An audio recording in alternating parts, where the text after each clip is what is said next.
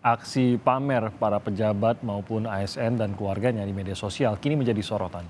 Presiden Jokowi bahkan berulang kali mengingatkan agar para pejabat tidak melakukan aksi pamer karena dianggap tidak pantas. Mengapa aksi gaya hidup mewah pejabat semakin banyak dipamerkan dan bagaimana sanksi yang tepat untuk hal ini? Pagi ini kita akan bahas dengan sejumlah narasumber melalui daring. Di antaranya ada Ketua Umum Asosiasi Analis Kebijakan Indonesia, Pak Trubus Rahadiansyah, dan juga ada peneliti Pusat Kajian Anti Korupsi atau PUKAT UGM Yogyakarta, Mas Zainur Rohman. Kami juga sebelumnya sempat menghubungi juru bicara dari Kementerian Pan-RB, Muhammad Aferuce, tapi belum mendapatkan tanggapan untuk diskusi pagi ini. Kita akan bahas dulu bersama dua narasumber yang sudah hadir bersama kami melalui online. Ada Mas Zainur dan juga Pak Trubus. Selamat pagi, Mas Zainur, Pak Trubus.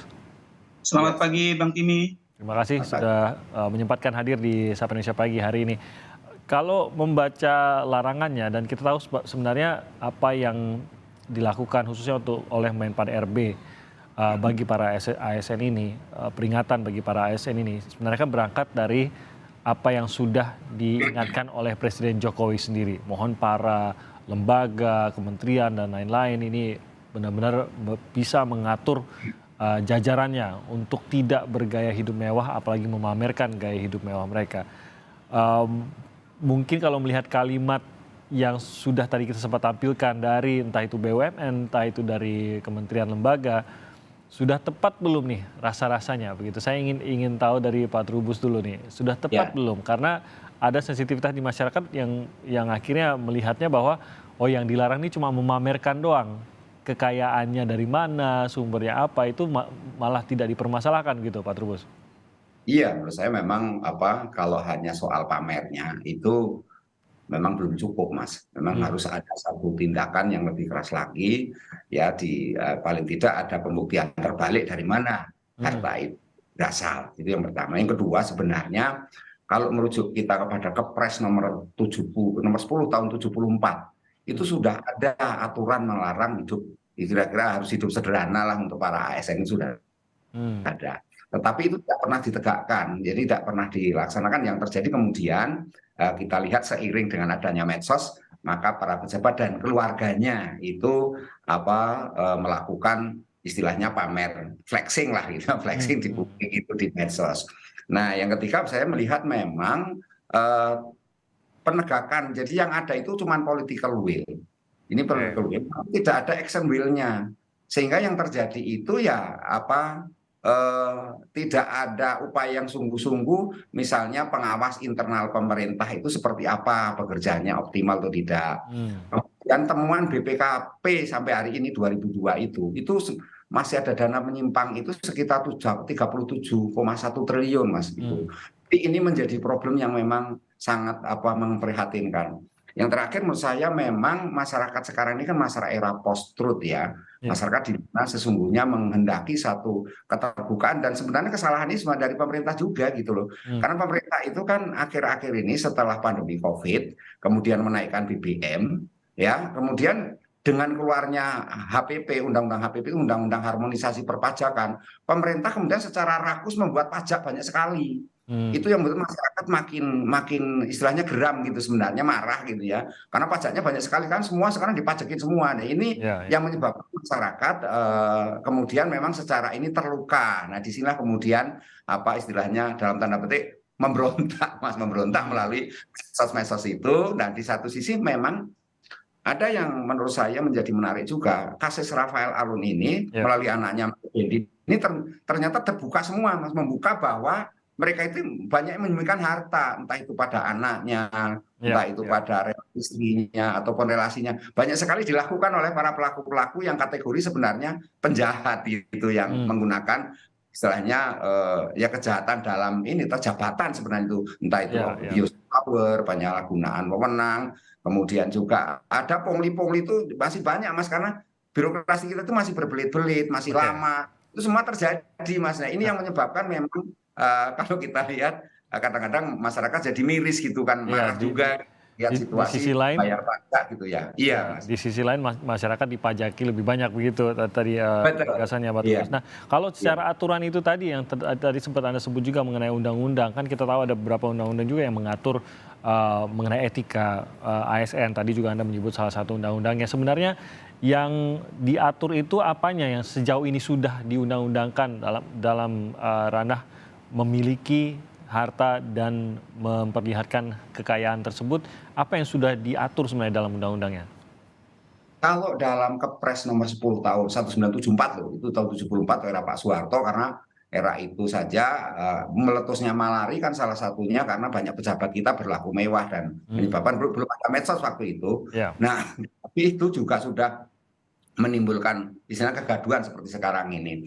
Nah, aturan yang terbaru PP 94 ya itu 2021 mengenai kedisiplinan ASN ini juga belum ini gitu, belum juga istilahnya ya ditegakkan secara benar-benar. Jadi action will-nya itu belum gitu, Mas. Jadi secara aturan ya, sudah ada gitu Pak Trubus ya, tapi ya belum sudah ada ditegakkan ya. aturan, sudah banyak dibuka, tetapi action plan-nya kan aturan ini kan political will sebenarnya kan, political will. Niatnya oke, baik, tetapi kan masalahnya action-nya nggak ada. Penegakannya seperti apa? Ya. Kalau ini apakah hartanya dirampas atau mereka harus dimiskinkan misalnya? Nah, ini kan belum. Apalagi kita undang-undang perampasan aset itu sampai hari ini nggak pernah disahkan. Itu RUU melulu sampai hari ini. Jadi menjadi sebenarnya tugas pemerintah, artinya DPR lah itu didorong agar segera disahkan sehingga itu menjadi alat paling tidak payung hukum di dalam aparat penegak hukum ketika melaksanakan penegakan aturan. Menurut saya itu, Mas. Oke, baik. Saya ke Mas Zainur. Dari Pukat UGM sendiri melihatnya bagaimana mengenai himbauan ataupun larangan ini? Jangan-jangan sebenarnya jangan dilarang soal pamer-pamernya. Pamer-pamernya silahkan, yang dilarang itu memang lebih kepada ya jangan sampai ada pelanggaran-pelanggaran, apalagi tadi seperti digambarkan Pak Trubus, ya pelanggaran penyalahgunaan kewenangan, penyalahgunaan jabatan dan lain-lain. Kalau dipamerkan justru enak, kita mudah deteksinya gitu kalau memang ada pelanggaran tersebut gitu. Mas Zainur, bagaimana Anda melihatnya? Ya, dua-duanya dilarang ya. Bermewah-mewah, apalagi bermewah-mewahnya dengan menggunakan harta hasil kejahatan. Larangan untuk bergaya hidup mewah ranahnya ada di dalam etik dan disiplin penyelenggara negara, saya pikir, karena konteksnya tidak harus hanya PNS, tetapi juga kita ingat ada penyelenggara negara yang lain yang tidak berprofesi sebagai PNS, misalnya kepala daerah, para menteri, kepala lembaga, anggota DPR. Kita lihat juga banyak yang berperilaku hidup mewah begitu ya. Dan memang kembali kepada soal aturan ya. Aturan ada ya, di masing-masing institusi itu ada larangan untuk bergaya hidup hedonis. Misalnya dalam konteks RAT, Peraturan Menteri Keuangan 2018 tentang kode etik pegawai di lingkungan Kementerian Keuangan itu jelas melarang untuk berperilaku hidup hedonis. Demikian juga di KPK itu juga ada larangan bergaya hidup hedonis. Nah, tetapi kembali lagi penegakannya itu hampir tidak pernah dilakukan. Artinya dari sisi pengawasan internal tidak jalan. Nah, yang kedua tadi dari sisi hukum ya, gaya hidup mewah ini biasanya memang ya juga tidak lepas dari memanfaatkan harta-harta hasil kejahatan untuk eksistensi diri. Dan kalau dari sisi teori memang salah satu faktor pendorong terjadinya korupsi adalah bergaya hidup mewah yang itu melebihi penghasilan sahnya, sehingga orang dengan gaya hidup mewah itu punya potensi menerima suap atau melakukan tindak pidana korupsi lain itu jauh lebih tinggi daripada lainnya. Dan ini juga dalam teori gitu ya, dalam teori salah satu faktor resiko fraud itu adalah big spender, orang-orang yang punya pengeluaran yang besar, sehingga mereka harus punya penghasilan dari sumber-sumber lain selain sumber yang sah. Nah, dalam konteks hukum ini juga kita punya problem penegakan. Benar tadi Bang Timothy mengatakan bahwa kalau mereka bergaya hidup mewah dipamerkan di medsos itu akan mempermudah adanya deteksi terhadap kemungkinan terjadinya pelanggaran hukum. Tetapi ya peraturan hukum kita juga belum secara lengkap mengatur. Yang kita punya saat ini mungkin yang paling maksimal adalah Undang-Undang TPPU 8 2010. Nah, Undang-Undang TPPU itu mengharuskan aparat penegak hukum untuk memiliki alat bukti predikat crime atau tindak pidana asal. Nah, tetapi memang setidak-tidaknya ya, walaupun itu bukan perkara yang mudah, setidak-tidaknya kita punya Undang-Undang TPPU sebelum kita menuntut pemerintah dan DPR untuk mengesahkan RUU perampasan aset hasil kejahatan. Nah, selama ini ada indikasi-indikasi pejabat hidup mewah tidak sesuai dengan penghasilan yang sahnya, tetapi tidak pernah ditindaklanjuti, misalnya dilakukan investigasi arahnya ke TPPU, apalagi sampai ke apa namanya penindakan, dilakukan proses penyelidikan dan penyidikan. Oh, Nah, itu juga menjadi halangan. harusnya sudah bisa masuk tuh ya, Mas Ainur, dari postingan bahkan, entah itu ASN tersebut ataupun keluarganya, kalau postingannya saja sudah memamerkan hal-hal yang mencurigakan, ini sudah menjadi pembenaran untuk masukkah mungkin inspektorat ataupun dari aparat? Dua-duanya bisa, Bang Timothy. Jadi inspektorat harus masuk untuk memeriksa dari sisi penegakan etika. Yang kedua dari sisi aparat penegak hukum, ya ketika orang bergaya hidup mewah memamerkannya di sosmed itu disebut sebagai self surveillance. Jadi dia merelakan dirinya untuk diintai oleh aparat penegak hukum. Dan memang salah satu model pengintaian aparat penegak hukum yang memang belum pro justisia itu kan menggunakan metode open source, ya. Open source itu adalah apa yang tersedia di sosial media secara terbuka, dilakukan analisis, kemudian dinilai tingkat risikonya. Kalau ada pejabat negara penghasilannya sekian, kemudian gaya hidup sangat mewah, puluhan miliar, maka itu menjadi pintu masuk untuk dilakukan penyelidikan lebih dalam gitu ya, sehingga nanti akan dipadukan dengan data-data yang lain. Antara lain adalah data LHKPN. Apakah harta mewah yang dipamerkan sudah ada di dalam laporan harta kekayaan penyelenggara negara atau belum?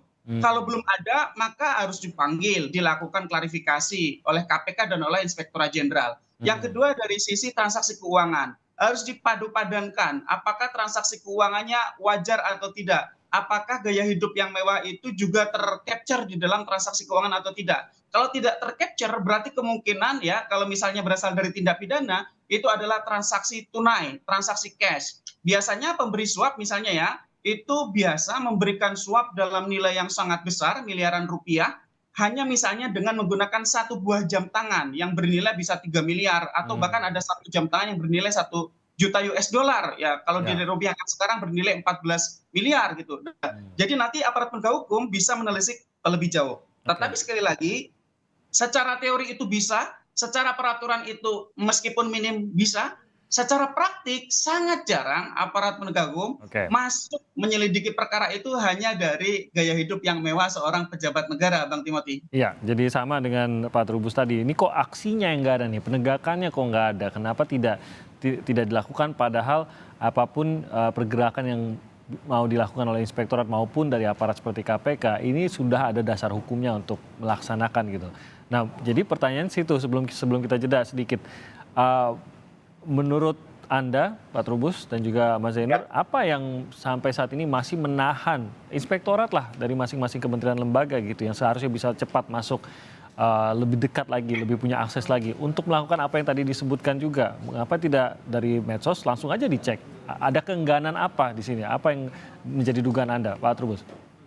Iya, menurut saya pertama memang ada keengganan itu, ada sikap ewo pekewo ya. Jadi karena masalahnya kepala inspektorat itu kan SK-nya mengangkat kepala daerah, Mas. Jadi kalau misalnya mau meneliti kepala daerah kan di dalamnya adalah para eksekutif kan. Jadi itu ada para ASN lah. Dan dia sendiri juga ASN kan nggak mungkin jeruk minum jeruk. Mas itu persoalan yang menjadi problem. Yang kedua adalah bahwa memang lemahnya istilahnya aparat penegak internal pemerintah itu, pengawas internal pemerintah, ini APEP disebutnya, itu sebenarnya lebih kepada persoalan culture yang selama ini lebih mendekati kepada ini ia memberi ruang terlalu luas ya kepada ASN, sehingga ASN itu bisa secara leluasa istilahnya melakukan penyimpangan, kemudian mengubah anggaran dan sebagainya, yang juga abuse of power itu sebenarnya sesungguhnya, atau kalau bahasa sederhananya adalah lebih karena ini ada semacam kong kali kong juga gitu loh, Mas. Jadi ada mereka itu TST tahu sama tahu lah kira-kira gitu ya, sehingga itu yang sebenarnya perlu ada satu ketegasan. Yang selanjutnya menurut saya memang di tingkat daerah terutama kepala daerah juga seringkali karena dia jabatan ini adalah jabatan politik, dia lebih menekankan kepada orang-orang yang memang harus dilindungi secara politik, sehingga ketika itu berhadapan dengan inspektorat atau APEP itu umumnya mereka terus dilindungi ya secara tidak langsung. APEP sendiri juga ada keengganan, ada kesungkanan juga dan ketidakmauan. Nah, di sini memang ada semacam ini ya, semacam kondisi ada pengawas internal pemerintah, tapi seperti ini Mas, seperti lemdak gitu, jadi bebek lumpuh gitu, sehingga Iya, iya. mereka tidak bisa apa-apa. Yang ada hanyalah mereka itu melakukan pendataan, mungkin juga istilah Iya. inventarisasi, dokumentasi, tapi tidak pada tataran sampai kemudian Ada bagaimana action itu dilakukan. ada ewu pakai ewu dan bahkan ada praktik-praktik yang rasa-rasanya sudah menjadi dianggap normal dilakukan begitu ya. Jadi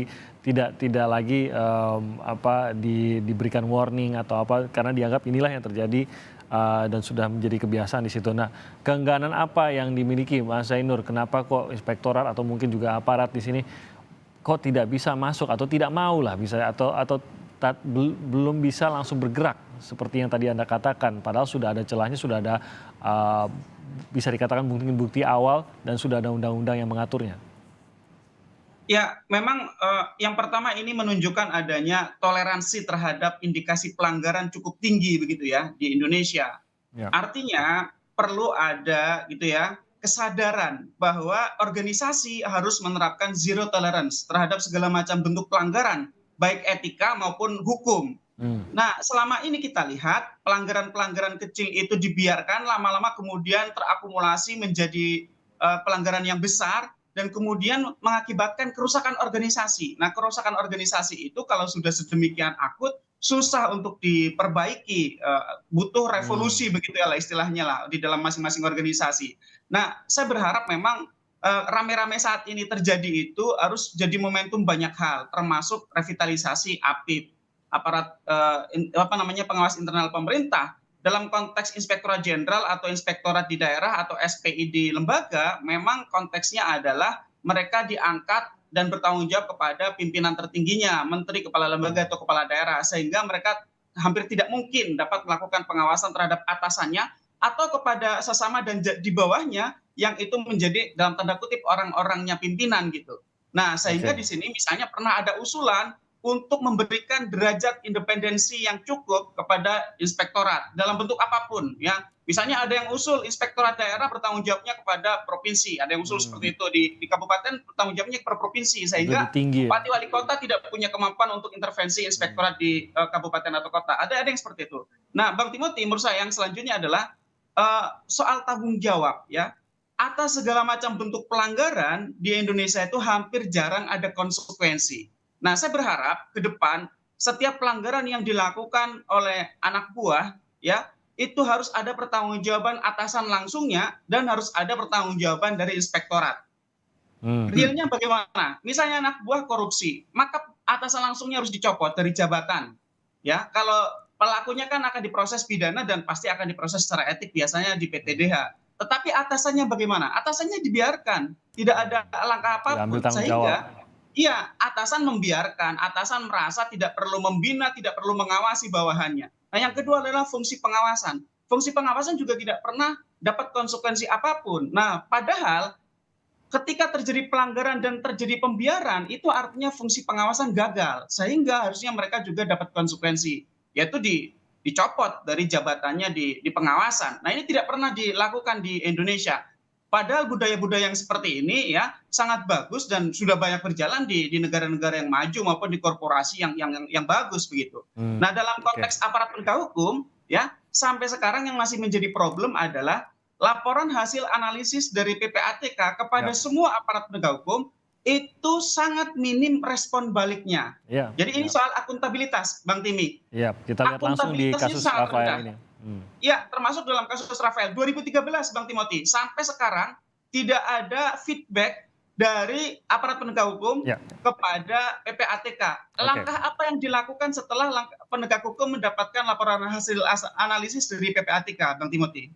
Oke, baik. Itu catatan juga bahwa memang laporannya banyak, tapi kok tidak benar-benar tidak diproses, tidak dilanjutkan hingga akhirnya meledak seperti sekarang. Padahal sebenarnya ini mungkin bisa dicegah sebelumnya. Kita akan bahas lebih jauh lagi, usai jeda kami akan jeda sebentar. Tetap bersama kami di Sapa Indonesia Pagi. Ini mungkin sekaligus juga pertanyaan terakhir dalam bagian ini. Kita ingin mendalami mengenai apa manfaatnya kalau begitu? Tadi kita sudah membahas nih Pak Trubus dan juga Mas Zainur mengenai apa sih pembenahan-pembenahan yang seharusnya dilakukan bahwa masih banyak ruang untuk aksi. Aturan segala macam sudah ada. Tinggal aksinya aja, mana nih dari aparat maupun dari APIP atau dari inspektorat di masing-masing kementerian lembaga. Nah, dengan aturan yang sudah dikeluarkan tadi dari Menpan RB juga sudah mengatakan ASN jangan hidup bermewah-mewahan dan menunjukkannya di media sosial. Dari berbagai kementerian dan lembaga tadi juga sudah melakukan larangan tersebut. Kalau begitu, apa efek terbaik yang bisa kita harapkan dari larangan ini? Ataukah jangan sampai ya larangan ini hanya benar-benar menjadi apa yang disebut sebagai lip service saja, agar setidaknya masyarakat tidak terlalu memprotes lagi mengenai apa yang saat ini sedang ramai dibicarakan, Pak Trubus. Iya, menurut saya memang ini kuncinya ada di penegakan hukum ya. Jadi penegakan law enforcement, karena kan penegakan itu artinya di situ ada action will yang harus dilakukan. Yang selanjutnya menurut saya penting juga adalah konteksnya bagaimana para pelanggar-pelanggar ini memang harus terus diawasi dan terus juga istilahnya itu investigasi ya sejauh mana misalnya mereka pamer ini hartanya dari mana. Karena memang ada juga ASN yang memang dasarnya kaya gitu ya, dasarnya kaya seperti yang terjadi di Tangerang Nurhali itu kan. Itu warisan tapi gitu ya. Ya warisan sejak tahun 2019 itu mereka sudah hartanya 1,6 triliun. Nah ini satu hal yang kita tidak boleh berprasangka atau tidak sekedar memvonis gitu. Tidak hanya memvonis tanpa harus istilahnya melukai mereka-mereka yang kategori sebenarnya kaya, karena kaya itu kan tidak dilarang kan, dan itu menurut saya mereka pamer itu sebenarnya kan menunjukkan prestasinya juga, karena sebenarnya yang kedua pemerintah ini juga harus membuat kebijakan yang tidak diskriminatif ya. Selama ini misalnya di Kementerian Perpajak itu yang kaitannya Kementerian Keuangan dan Ditjen Pajak itu kan ada kalau nggak salah Perpres nomor 37 tahun 2018 itu kan. Di situ ada tukin yang memang berbeda sehingga Kementerian Keuangan ini sebagai Kementerian Sultan selama ini sebutannya kan seperti itu karena mereka mulai tunjangan besar. Nah dari situ kemudian bagaimana ketika mereka terjadi istilahnya anak buahnya dalam hari ini ASN-nya melakukan pelanggaran, maka harus dicopot dan diberhentikan itu dengan jelas, dan itu tidak cukup di situ, memang semua harus dimiskinkan Mas, itu yang penting itu. Jadi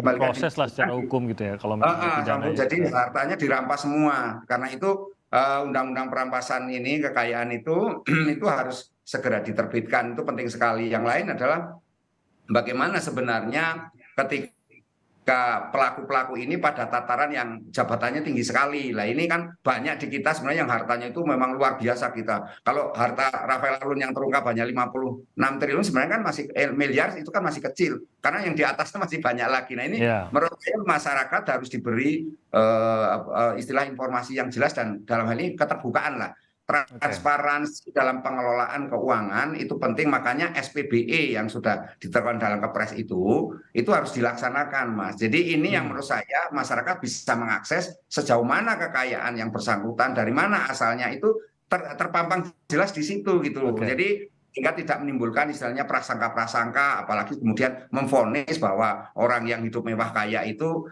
memang harta dari mencuri atau dari korupsi atau perilaku-perilaku koruptif lainnya. Jadi menurut saya itu yang penting Mas. Oke, nah Mas Zainur, apa efek terbaik yang bisa didapatkan dari melarang ASN tidak memposting harta kekayaannya? Ya, kalau tadi kita bahas penegakan, jika Indonesia punya penegakan yang baik dari sisi hukum maupun dari sisi etika, maka tidak akan ada kecurigaan-kecurigaan masyarakat. Ya, kenapa sih masyarakat curiga? Ya karena selama ini ada pembiaran, toleransi terhadap pelanggaran.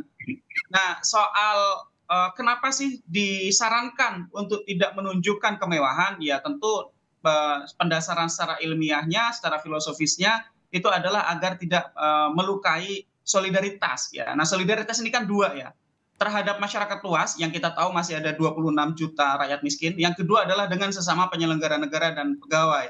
Tadi Pak Trubus juga sudah menyampaikan ada ketimpangan di internal ASN sendiri. Nah itu juga menurut saya mereka terluka kalau misalnya ada satu kementerian, lembaga atau daerah yang penghasilannya sangat tinggi dan itu dipamer-pamerkan di medsos. Bagaimana kalau misalnya para guru di daerah yang tidak punya TPP gitu ya, tidak punya tunjangan perbaikan penghasilan dan hanya dengan gaji pokok melihat koleganya sesama pengabdi negara itu kemudian memamerkan hartanya, itu juga menurut saya menghilangkan solidaritas. Nah, tetapi sekali lagi ini semua akan punya manfaat jika yang pertama dalam jangka yang sangat pendek ini aparat penegak hukum proses dong dengan TPPU nih orang-orang yang punya harta yang mencurigakan ya. Yang kedua adalah dari sisi perbaikan secara sistem ya di masing-masing inspektorat jenderal, inspektorat maupun satuan pengawas internal, kementerian lembaga dan daerah.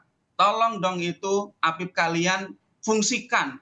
Jangan APIP itu hanya sekadar ada begitu ya. Revitalisasi APIP dengan ya segala macam ada banyak usulan. Silakan pilih mau pakai usulan yang mana. Dan ini mungkin secara nasional juga perlu dibahas. Nah, yang ketiga adalah betul saya setuju dengan Pak Trubus bahwa Indonesia kalau mau serius memberantas korupsi, kalau mau menghalangi para pelaku tindak pidana menikmati hasil kejahatan mereka, maka sahkan RUU perampasan aset hasil kejahatan dan ditambah dengan pasangannya yaitu RUU pembatasan transaksi uang kartal. Hanya itu cara agar Indonesia bisa secara efektif mencegah terjadinya korupsi dan tindak pidana pencucian uang dan secara efektif dapat melakukan aset recovery agar kerugian keuangan negara itu juga bisa dipulihkan ataupun hasil kejahatan itu dirampas untuk negara tidak bisa dinikmati oleh para pelaku kejahatan.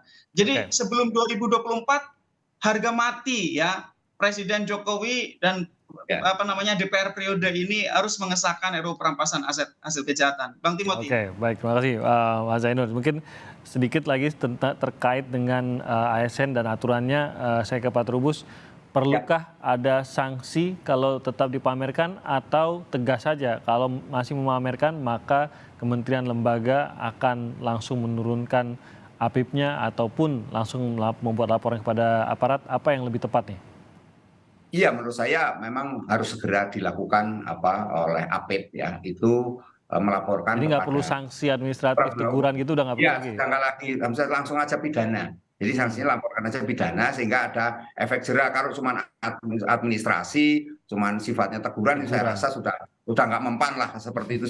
Saya rasa sudah harus melalui yang saya katakan tadi Mas Noer itu adalah revolusi, harus ada revolusi di situ, tidak hanya mental tapi juga revolusi terkait dengan ini penegakan hukum. Yang kedua menurut saya penting juga adalah pemerintah ini seringkali memberikan reward and punishment. Boleh reward punishment dilakukan, tetapi tolong reward punishment ini harus ada pembatasan. Jadi jangan terkesan jor-joran gitu sehingga yang terjadi mereka hanya mengumpulkan sedikit pajak saja terus mendapatkan reward yang dahsyat sekali, ada yang sampai 100 juta misalnya. Nah, ini kan hal-hal yang memancing. Di satu sisi juga ada kebijakan pemerintah misalnya untuk pengadaan barang dan jasa yang sifatnya domestik dalam negeri katanya mau dikasih reward token yang lebih besar. Nah, ini kan juga memancing kan akhirnya nanti APBD hanya dimanfaatkan untuk produk-produk domestik saja, tetapi produk-produk dari istilahnya impor itu tidak boleh. Padahal produk domestik ini juga banyak sekali sebenarnya merupakan impor tapi distempel di Indonesia. Jadi seolah-olah itu melakukan produk dalam negeri. Padahal ini juga menjadi token. Ini kan rencana pemerintah untuk ini juga memberikan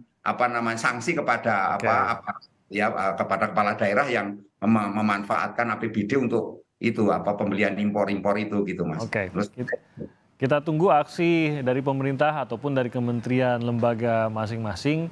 Ini momentum sebenarnya untuk kementerian dan lembaga untuk melakukan bersih-bersih dan mungkin juga ya memenangkan hati masyarakat dengan membuktikan bahwa ada bersih-bersih yang benar-benar nyata yang dilakukan dalam kementerian lembaga tersebut. Dan kita yakin ini akan lebih sehat juga ya untuk kementerian lembaga maupun secara nasional pasti akan lebih sehat kalau di dalam pemerintahan kita, operasional dari pemerintahan kita ini bisa berjalan dengan lebih bersih, transparan, dan lebih baik. Terima kasih banyak atas waktunya Pak Trubus, Mas Zainur. Terima kasih sudah bergabung bersama kami di Sapa Indonesia pagi hari ini. Salam sehat untuk Anda berdua. Terima kasih.